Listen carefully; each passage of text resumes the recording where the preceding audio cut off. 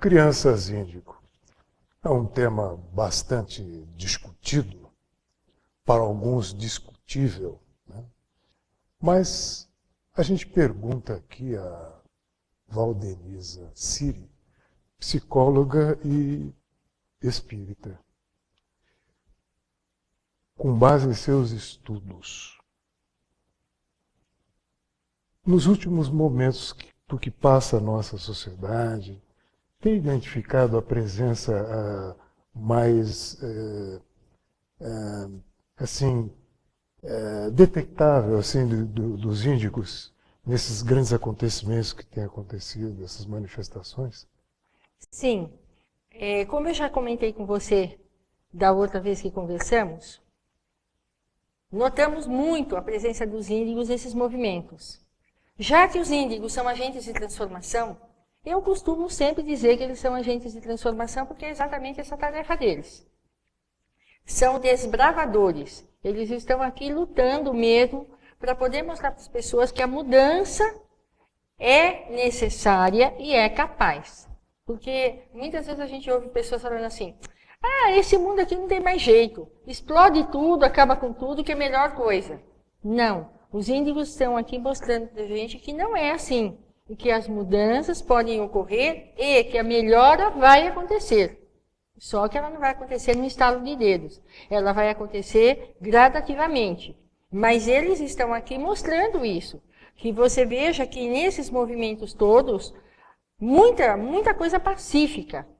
O grupo de violência pode ter certeza que não era um grupo índigo, que são grupos que aproveitam essas manifestações para jogarem para fora muita coisa que não está boa em si mesmo, então vão lá e depredam várias coisas. Não espere que índigo faça uma coisa dessas, porque eles não vão fazer. Eles estão aqui para trazer a paz, para trazer a compreensão, para trazer o respeito, principalmente isso. Você veja que, na minha experiência em consultório, eu atendo jovens índigos, e que tem, assim, uma dinâmica de amizade e respeito pelo outro incrível mesmo. Mas é uma coisa tão absurda que, por conta disso, eles sofrem gozação do grupo, eles são apelidados, acabam sofrendo bullying por conta de serem desse jeito. Então veja como é difícil a vida deles aqui. Dizer, olha, o índigo, ele é um privilegiado, porque ele tem uma energia muito boa, porque ele tem... Aqui na nossa sociedade, ser índigo é uma guerra, vamos dizer assim, entre aspas, porque é difícil ser compreendido, é difícil ser entendido nos seus conceitos. Por exemplo, eu tenho um índigo que eu atendo há algum tempo, e no trabalho dele, ele não faz hora extra. Primeiro, porque ele acha que ele não precisa. Segundo, porque ele foi contratado para trabalhar 8 horas. E terceiro, porque ele valoriza a família. Ele quer estar na casa dele, jantar com a mãe, com os irmãos, ele quer vivenciar todo mundo. E aí o que acontece? Como que você não vai ficar até mais tarde? Então, hábitos que se criam e que vão fazendo parte, parece que vão fazendo parte de obrigação. O índigo não se encaixa nessas obrigações. Então ele sofre uma tremenda de uma revanche, porque onde já se viu você não fica até mais tarde no trabalho. Interessante, que com base até no que se está falando, eu fico aqui pensando exatamente aí. Hoje a gente vê a sociedade, alguns até se surpreendem com a presença no judiciário de juízes com 20 e poucos anos, promotores, e tendo uma atitude, um comportamento que foge aos padrões, né? Dos mais velhos, né? Talvez acostumados até, sem fazer nenhuma crítica aos mais velhos, mas a gente nota uma postura, né? Um destemor, até uma criatividade, né? Na atuação desses profissionais. Estariam aí os índigos? Sim, você veja que não só nessa questão da área jurídica, mas também na música, os jovens tenores, você vê aí jovens maravilhosos, né, com uma voz incrível, trabalhando na música, porque assim, os pesquisadores perceberam que existem 4 tipos de índigos, eles não são todos iguais. Nós temos uma classificação eu vou falar assim bem rapidinho sobre Fique à vontade. esses aspectos, porque é o que faz a gente diferenciar um pouco essa forma de conduta. Nós temos os índigos humanistas, que são os índigos mais sociáveis e mais dados assim do grupo. São os futuros psicólogos, terapeutas, professores, juízes. São pessoas que se preocupam com o ser, filósofos e tudo mais. Temos os índigos conceituais, que são os índigos mais radicais. Esses são os índigos que são mais bravos, vamos dizer assim. São os que são mais assim agressivos até. Eles a gente precisa ter uma supervisão grande, porque não são muito falantes, não são muito extrovertidos, como as outras categorias de índigos. Os índigos artísticos, que são aqueles que trabalham com a parte musical, quer mais do que a música, precisando realmente de coisas mais positivas, porque tivemos uma queda aí na área musical, com uma qualidade de músicas que, vamos dizer a verdade, não é? Muito ruins. Então, eles estão vindo aí para melhorar também essa parte toda. Até a questão de continuar, Chico Buarque de Holanda, Caetano Veloso, que todos esses são índigos. São índigos que já estão aqui há tempos fazendo o seu trabalho. Veja a revolução que eles fizeram na música, na época lá da Tropicália e tudo mais. E índigos em ação, porque eles são índigos. Temos os índigos também, os transdimensionais, que são os índigos que participam mais, trabalham mais com a área espiritual. São mais espiritualizados, tem mais a ver com essa questão do trabalho com Deus, com uma filosofia mais interiorizada. Tanto é que hoje nós temos crianças que falam para os pais que a vida continua depois da morte, que o que acaba morrendo é o corpo físico, e os pais ficam assustados com isso, porque não tem essa crença. Ou nem se ligam muito na questão religiosa, mas a criança fala isso. Muitos deles se lembram de vidas passadas, e os pais ficam sem saber o que fazer. E então isso já vem demonstrando realmente uma maturidade nesses espíritos que vêm aí. Então é uma questão de realmente parar, prestar atenção, ouvir, entender o que se passa com eles, para daí sim poder saber o que vai fazer.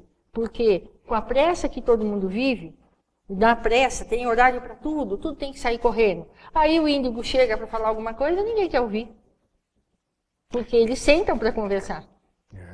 É interessante porque o que se nota, pelo menos no meu entender, a necessidade realmente de que ocorram mudanças profundas na sociedade, né? Sim. E nós teremos que reconhecer até com humildade, que falta muitas vezes, né? Nesse nosso comodismo, né? Aí talvez continuar reproduzindo modelos já até ultrapassados, né? Mas a gente fica naquela área de conforto. De repente, vem essas pessoas que despertam a nossa atenção, né? E clamando por mudanças profundas, né? Nós temos valores, mas parece-me que fica só como uma obra de arte na parede, né? Exatamente. Né? Só fica esperando uma situação específica para você poder agir. Não é aquela coisa que passa a ser rotina sua, uma coisa que no dia a dia você vai praticar. E a literatura espírita, é possível identificar algumas pistas que a gente poderia até entender como o reconhecimento da existência dos índigos? O Divaldo Pereira Franco, há algum tempo atrás, ele fez uma palestra. Essa palestra está gravada em DVD. E também tem um livro, que até ele está escrito metade em inglês e metade em português. Ele faz os dois, porque ele fez essa palestra em conjunto com uma pesquisadora lá nos Estados Unidos. E ele fala realmente da existência dos índigos. Ele vem falando sobre a questão de Alcione, da parte do cinturão de fótons, da mudança de energia. Agora, se com uma pessoa, com a autoridade do Divaldo, falando uma coisa dessas, sendo assim assumida também pela espiritualidade, as pessoas ainda não acreditam. Então, quer dizer, quanto tempo mais vai se levar para começar a perceber que alguma coisa está acontecendo. Quanto tempo mais vai se levar para realmente perceber que o ser humano está se transformando? E chega a parecer algo meio que um contrassenso, né? Quando a gente evoca a figura de Jesus, né? Sim. Ele realmente veio com uma boa nova, né?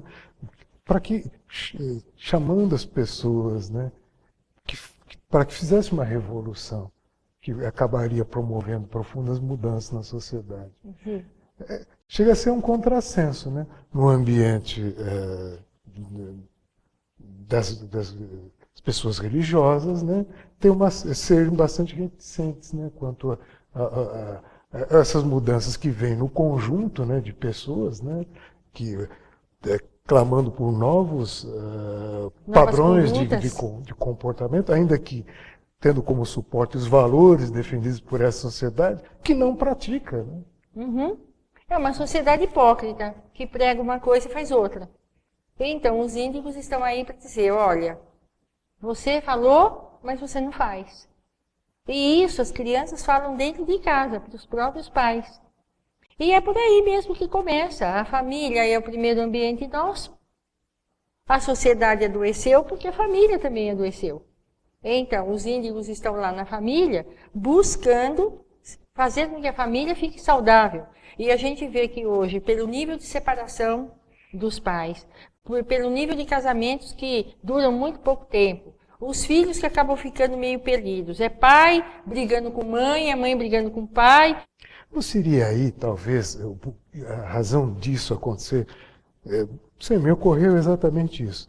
Nós temos, assim, por exemplo, uma preocupação em desenvolver somente o lado individual, né? Uhum. A gente haja vista o comportamento das pessoas no trânsito, né? Sim. Se uma situação que se a gente reconhecesse a existência do outro, o nosso padrão de comportamento, as nossas atitudes seriam bem melhores, né? Com certeza. A parte da compreensão. Você saber que todos nós temos problemas, ninguém é melhor do que ninguém, porque o índigo, ele tem por base isso, somos todos iguais. Nem tem um que é melhor do que o outro. Se eu tenho alguma coisa que é melhor do que você, eu vou trocar com você isso, eu vou aprender com você esse tipo de coisa. O que você tem melhor do que eu aprendo, o que eu tenho melhor do que você, eu te passo. E uma coisa que os índigos acham absurdo é não praticarmos a fraternidade. Então, até pouco tempo atrás, eu estive conversando com uma adolescente que ela teve que mudar de escola, porque às vezes o índigo precisa mudar de escola, por conta do grupo que não aceita. Enfim, ela tinha lá uma menina deficiente, porque hoje com essa questão da inclusão, nós temos pessoas com deficiências dentro das escolas normais, e a menina não conseguia assim, fazer nada sozinha. E ela não tinha caderno, ela tinha um notebook, porque ela não conseguia escrever. E ela precisava de ajuda para se alimentar, tudo isso. E essa menina tinha uma irmã que estudava no mesmo colégio. Essa garota estava na classe da irmã. E ela saía da classe dela, ia lá na classe da irmã, ajudar a menina a se alimentar na hora do lanche, fazer tudo o que precisava, porque da sala da irmã, da sala onde essa menina estava, ninguém fazia isso. Porém, quando a menina foi fazer 15 anos, que a família convidou a sala toda para o aniversário, aí todo mundo foi na festa. E ela falou assim, pois é, todo mundo foi na festa dela. E por que ninguém ajuda ela? E todo mundo ficava, nossa, como que você ajuda a menina? Como que você faz isso? Então ela falou, por que isso não pode ser uma coisa natural? Por que quando você tem alguém que precisa, você não pode ajudar naturalmente? Parece que eu estou fazendo um favor para ela e eu não estou. Eu não estou fazendo mais do que minha obrigação. E seria bastante interessante que nós voltássemos, até para ilustrar, o que o Divaldo Franco falou a respeito desse tema. Nós temos aí o registro, né, da posição do Divaldo Franco sobre esse tema. Estudos astronômicos da mais relevante atualidade, constataram que o sistema solar realiza um grande périplo em volta de Alcíone, estrela de terceira grandeza da constelação das Pleiades. Astrônomos como Frederico Guilherme Bessel, como Otto Hess e outros como José Comas e Edmundo tiveram ocasião de constatar que o nosso sistema gravita em torno dessa estrela fulgurante, apesar de ser de terceira grandeza. Não é de estranhar, porque o nosso sistema é resultado de uma estrela de quinta grandeza, o nosso Sol. E a força de atração de Alcíone é de tal magnitude que todo o sistema solar gira em uma elipse grandiosa durante 26 mil anos, quando encerra o seu périplo. Esses mesmos estudiosos deram-se conta que em cada 12 mil anos o sistema solar adentra-se em uma faixa que circunda Alcíone. Essa faixa de fótons, que é de grande largura, dá a Alcíone uma beleza especial. Os fótons, que são as partículas mínimas da constituição da luz, produzem uma luminosidade sem calor e que propicia em torno de Alcíone uma psicosfera das mais excelentes. Constataram os citados astrônomos que a partir do ano de 1972, o sistema solar começou a penetrar nessa faixa de fótons, e que a partir de 1982 a Terra começou a entrar no mesmo campo. E isso acontece, como disse, em cada 12 mil anos. Esse introito, para fazermos uma análise de que à medida em que o sistema solar foi se adentrando na faixa de fótons de Alcíone, houve uma migração de espíritos daquela estrela no rumo do planeta terrestre. E que a partir de 1982, quando a Terra começou a mergulhar e terminará de fazê-lo por volta de 1912, quando estará toda imersa nessa faixa de luminescência específica, os espíritos de alta estirpe que se encarregarão de dar à Terra a era do espírito imortal, a nova era, como escreveu Allan Kardec em A Gênese, capítulo 18, itens 27 e 28. A mudança de mundo de provas e de expiações para mundo de regeneração, a partir, portanto, de 2012, aliás. E agora, nesse período de tumulto, nós estamos recebendo imigrantes que vêm de Alcíone, psicólogos mais atentos e interessados na vida profunda, pertencentes às doutrinas transpessoais, começaram a observar que essas crianças TDAH apresentavam uma aura, uma irradiação numa tonalidade muito especial, em um azul forte, na tonalidade índigo. Essa tonalidade advém de uma planta na Índia que passou a dar a cor dos blue jeans e de outros tecidos. E essas crianças passaram a ser chamadas também de crianças índigo, por causa da emanação de que eram portadoras as suas auras. Por exemplo, nós observamos que nos últimos anos, um grupo de promotores de justiça, jovens, relativamente jovens, entre 20 e 35 anos, tem conseguido investigar a vida de pessoas corruptas com uma dignidade a toda a prova.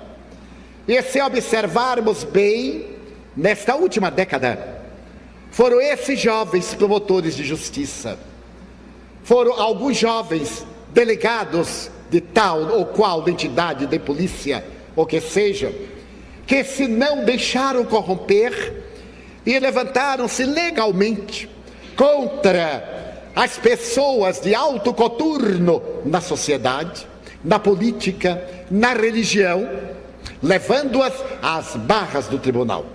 Interessante que o Divaldo até fala que a presença, né, dos índigos entre nós provocaria uma mudança na biotipia, né? Sim. Do ser humano. ser humano. Sim, porque isso até é uma coisa bem lógica. Porque nós sabemos que se através de uma melhora espiritual, você pode apresentar uma melhora física. Não é verdade? A tua saúde pode ser cada vez melhor. Tanto é que a maioria dos índigos, eles são bonitos, são bem apessoados, são pessoas assim que têm uma aparência boa. Por quê? Porque isso tudo vai influenciar na própria dinâmica celular do índigo. E se nós, enquanto assim atingirmos essa energia, crescermos um pouco mais nesse nosso desenvolvimento, com certeza vamos nos tornar seres, materialmente falando, melhores. Vamos ter um corpo físico mais saudável, porque também vamos nos respeitar mais. A conduta do índigo em relação ao vício é uma coisa que eles também não fazem. É por isso que eu até comentei sobre a questão da alimentação, sobre essa questão toda. Porque o índigo, ele cuida da saúde dele. Ele sabe o que ele pode comer, o que vai fazer bem, o que não vai. Coisa que a maioria de nós, às vezes, vai fazendo porque está com amigo, então vai fazendo, não considera aquilo que é seu. Então, há muito o que aprender ainda com os índigos, há muito o que aprender. Basta que a gente queira conhecê-los, queira saber quem são. É interessante, né? Mas e quando ocorre o conflito? Por conta até da incompreensão, né? Alguém ver uma criança tipificada como índigo, né? Como algo assim exótico, né? Sim. E aí? O que a gente sempre procura abordar é que os índigos, por exemplo, ser pai de índigo não é privilégio nenhum. Muito pelo contrário, é uma trabalheira danada. Porque quando você fala assim para o pai e para a mãe, teu filho é índigo. Não é para ele ficar, oba, é índigo. Não. Ele vai falar, puxa, meu filho é índigo. Tá bom. É uma responsabilidade e tanto, porque ele vai interagir com você numa dinâmica que muitas vezes você não está acostumado.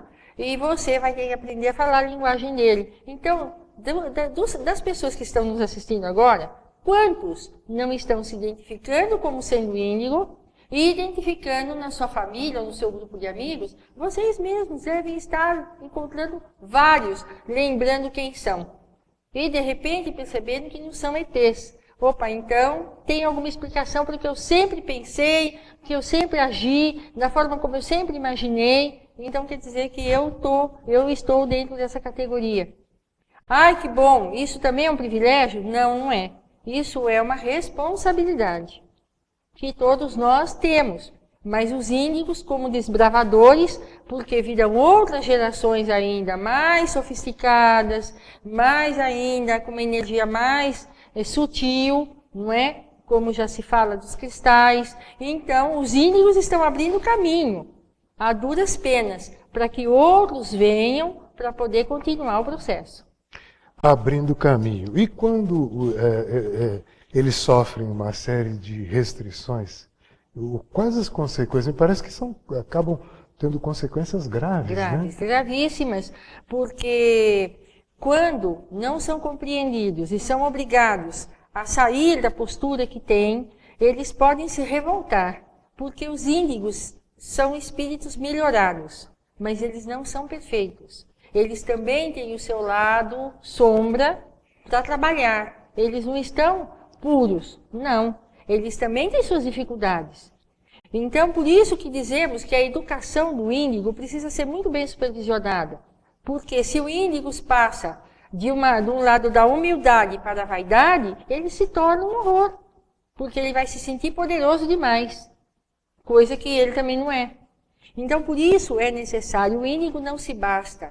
O índigo também precisa trabalhar com dificuldades que ele traz. Ele não é desprovido disso. Porque senão também ele nem estaria aqui na Terra, né? Então, não quer dizer que sejam superiores. Ah, então eles são espíritos superiores. Então, também não são. O que a gente diz é, são melhorados. Estão aqui para abrir mesmo caminho para que a gente ponha na prática aquilo que nós sabemos e não fazemos. Agora, se de repente, complementando a pergunta que você me fez, se de repente eles são obrigados, ou por forte pressão, ou por medicação, a não serem o que são, o índigo pode chegar a matar? Pode. Pode. Pode porque ele reverte o polo. E aí, realmente, o resultado é drástico. É bastante triste, né, isso, né? Porque se houvesse talvez um pouco de falta de amor até, a busca da compreensão dessas pessoas, que todos poderiam ganhar, né?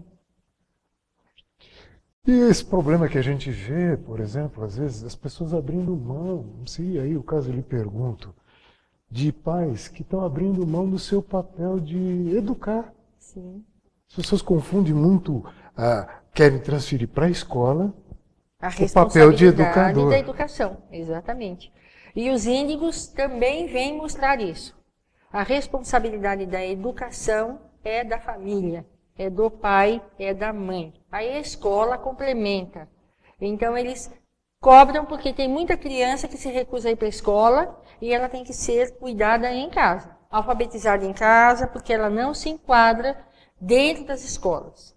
Então, mais do que claro está hoje que a responsabilidade da educação é da família. Muito bem. Muito obrigado. Obrigada Nós a você. recebemos com muita satisfação e até com entusiasmo, se me permite, de te receber Valdenisa Sena. Porque cada encontro desse, para você que nos acompanhou, eu acho que ajudou bastante até para o seu esclarecimento. Para nós, de minha parte, eu acho que foi bastante enriquecedor. E para você que nos acompanhou até agora, até breve.